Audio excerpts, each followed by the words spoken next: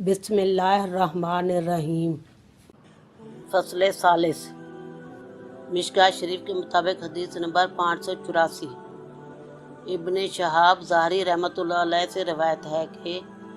عمر بن عبدالعزیز رحمۃ اللہ علیہ نے نماز عصر میں کچھ تاخیر کی تو عروہ بن زبیر رحمۃ اللہ علیہ نے انہیں کہا آگاہ رہو کہ جبرائیل علیہ السلام تشریف لائے، تو انہوں نے رسول اللہ صلی اللہ علیہ وسلم کے آگے نماز پڑھی تو عمر رحمۃ اللہ علیہ نے فرمایا